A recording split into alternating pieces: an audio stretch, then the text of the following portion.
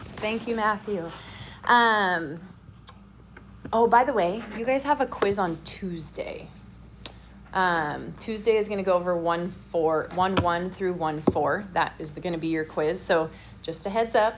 Typically on a quiz day, I try to get in here a little early and go over any questions that anyone has. So if you want to come around like 7:45, I will answer any questions you have for that first like half hour before school starts. So just FYI on that. Okay, 1.4a. We are going to be solving some equations, and some of these are going to be like, you're kidding me, why are we doing this? Because you've done it a million times, but we're just working up to the big stuff. So, oh, this is annoying. I love formatting, you guys, so it drives me nuts when the formatting is off. I don't know, did I tell you?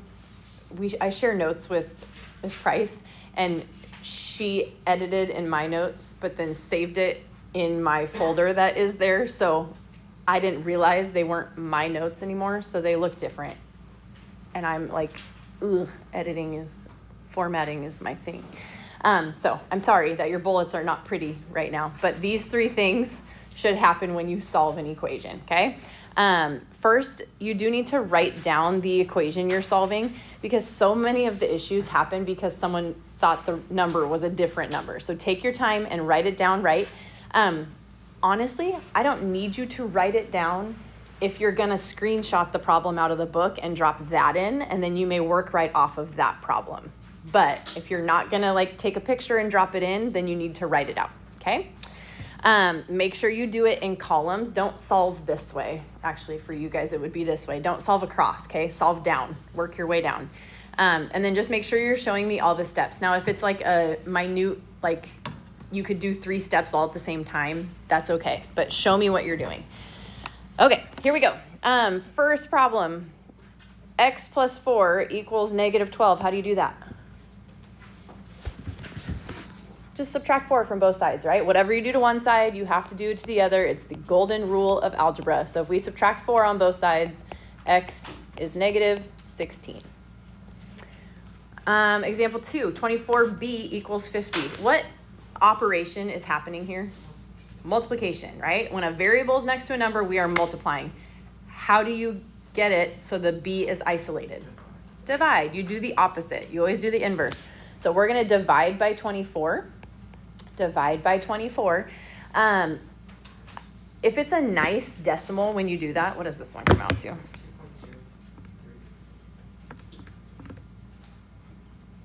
Oh, that's not what I meant to do.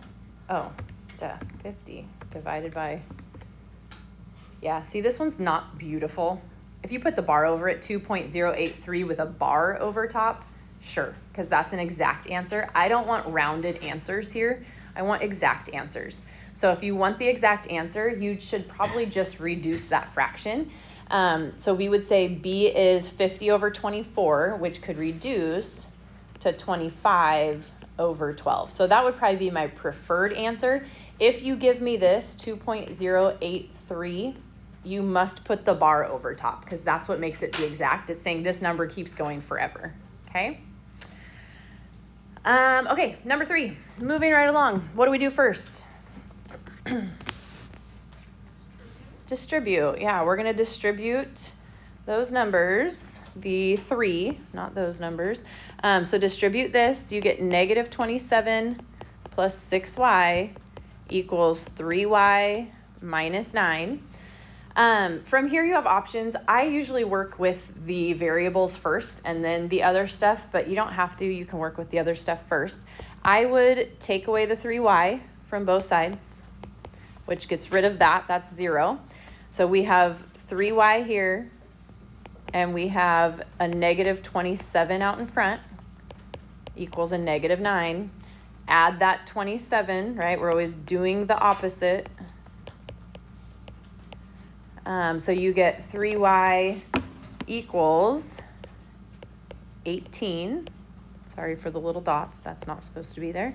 Divide by 3. So y is 6. How do you know you got the right answer? You just plug it back in, right? So if you're like, I don't know if I did that right, plug it back in for the y's, and you can tell if you did it right. Number 4.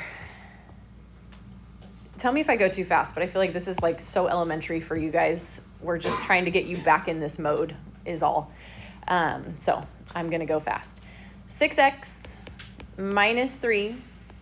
Don't forget this negative here. That's a negative 2 times 3x, so negative 6x.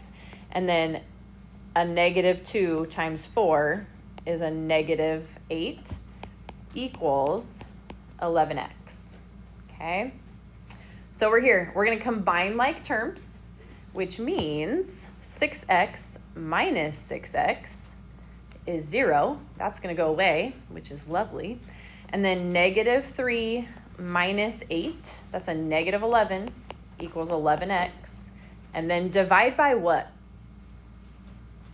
11, not negative 11, right? The negative 11 stays put. We're dividing by the 11. So you get x equals negative 1. Okay? Any questions on that? This should be like second nature to you. This should be like, this is easy. I love it. I got it. We're good. If it's not, let me know. I'm happy to talk you through it. But hopefully you've done enough of that in your lifetime that you're like, yep, we got this. Okay, there are some special cases. There are situations where we will say it is sometimes true, situations where we will say it is always true, and situations where we will say it's never true, okay? The sometimes true means you have one solution. That is the types of problems that we were just doing, where you get an exact answer, like x equals 5, for instance. That is one solution, which means it's sometimes true that that equation works out, okay? Sometimes it's always true. Anyone remember what you call that? Starts with an I. Infinitely many solutions. Okay, infinitely many. Yes, we do say that sometimes too. It's called an identity, but you're right. It is infinitely many solutions. Okay, so we call that an identity. That's when your answer comes out where the variable went away, but what you're left with is in fact true. So like 7 equals 7. If you ended up with 7 equals 7 as your answer, we say it's always true. You're dealing with an identity there. Or it could be, negative 2 equals negative 2. As long as it's a true statement, that's an identity. Okay. So when it's never true, what do we call that? No solution. Yeah, that is a no solution.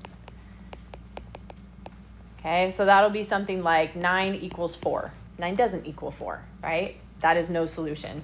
Or 0 equals 6. 0 doesn't equal 6. You would say no solution. Okay, so let's try some. Let's see what we get. And we'll go from there. I will do this first one with you, and then you're going to try number 6 on your own, and we'll compare.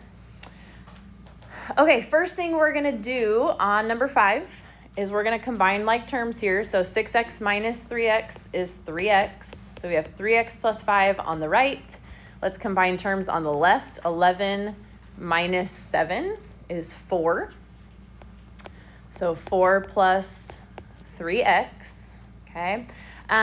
If we subtract a 3x from both sides then, we get 0 and 0, so we're left with 4 equals 5. What would you call that?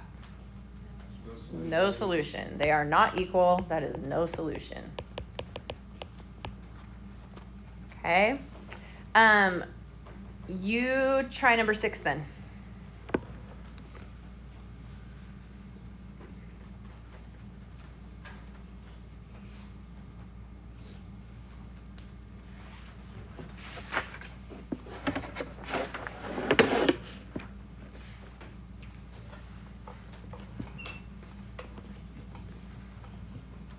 What'd you get? This one's not no solution. This one is an identity, right? Let's take a look. You have 6x minus 2x is 4x plus 5. And then 4 plus 1, so we have 4x plus 5. Now you can stop right here technically. When you see that both sides are identical, we know it's going to be an identity. okay, which is infinitely many solutions here. But if you prefer to get rid of the variable, you could do this, and you are left with 5 equals 5, which is an identity. Okay, any questions on those? Okay, so then we're going to do a few literal equations, and this was everyone's favorite in Algebra 1, I feel like, where we just throw a bunch of variables at you and say, solve for this variable. I really like these. I think they're super fun. You are going to essentially isolate a variable, but you solve it exactly like you would if it was all numbers and just one variable. It's the same process, you just can't simplify it as much. So don't let them frustrate you. How would you solve for C if K equals C plus 273? Subtract. Yeah, we would take away the 273 on both sides. And you can't do K minus 273, so you're going to leave it as K minus 273. We isolated the C, so we're done. That is your answer. C equals that, K minus 273. Okay, number 8 is a little bit fancier. There's a couple more steps to do here. We're trying to get B by itself, so isolate the B. Now, you have a couple options how you want to get started on this. I typically try to just break it up one piece at a time so I don't make a silly mistake. So I would probably get rid of the 1/2 first. How do you get rid of that 1/2? Multiply by 2, yeah. So technically you're dividing by 1/2 if you want to think of it as the inverse operation. But the easiest way to do that is to multiply by the reciprocal. So really we're just going to multiply by 2 on both sides. Okay, when we do that, 2 times 1/2 is 1. So we're left with BH equals 2 times A. So how do I isolate B? Divide by H. So we get B equals 2A over H. Questions on that? Okay, I'm gonna do, actually no, you try this one. Same idea, you're gonna solve for X here. So try to isolate the X, let's see what you get.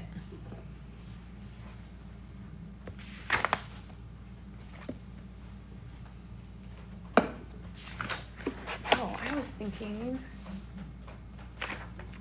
oh, this is our last one, guys. I was thinking we were doing the next chunk too. We're not. We're not doing 1.4b. Just A. We'll do B on Monday, and then we'll take the quiz on Tuesday. Okay. But there's a 1.4a homework, right? Yeah. Yep.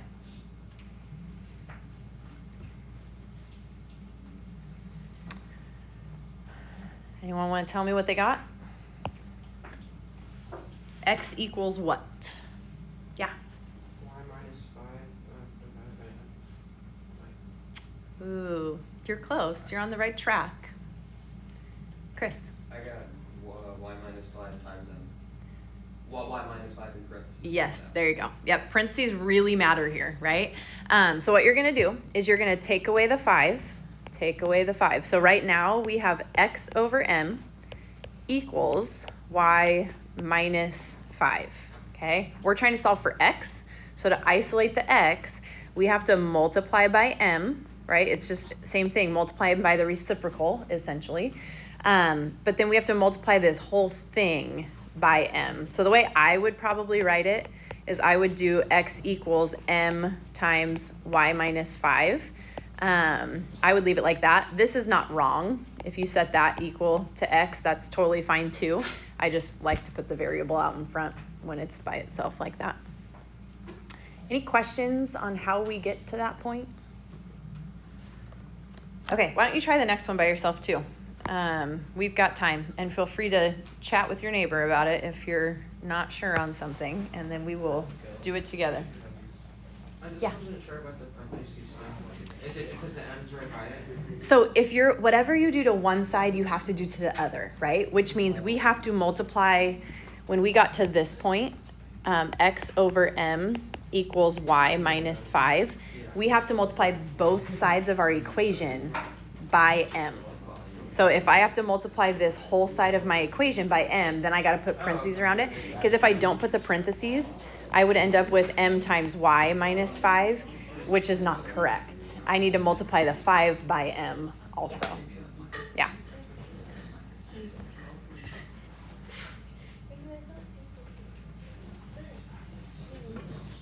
And my guess is you're going to get some different answers here because some of you are going to take it like all the way and some of you won't. And it's not wrong to not, and it's not wrong to take it all the way. So I would take either answer here. So if you and your neighbor are getting different ones, that's okay. Anyone want to tell me what they got?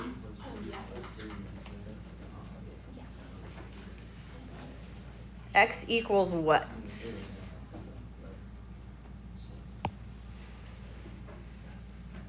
Yeah, Leela. 3a plus 3b plus 3. Okay, so 3a plus 3b plus 3. Did anyone get that? I didn't get that, but that's not wrong. I went, no, it's not wrong. It's correct. That is the correct answer. I just didn't distribute. I left it in the non-distributed way. So if you got x equals 3 parentheses a plus b parentheses plus 3, you're right too. So they're both correct. I like them both. They are both wonderful answers. So what we're going to do here, we're isolating for x. So let's get the 3 out of there first. Right? That's going to go away. Don't forget the parentheses. We're multiplying that whole thing by 3. So right now I have x minus 3 equals 3 times a plus b. Okay? And then I would add 3 to both sides. This goes away. So x equals, so here's your first option. Your second option is if you decide to distribute that 3, then it's 3 times a plus 3 times b plus 3. Okay, so either one of those is correct. I will take either one. It's just up to you what you like better. Questions on that?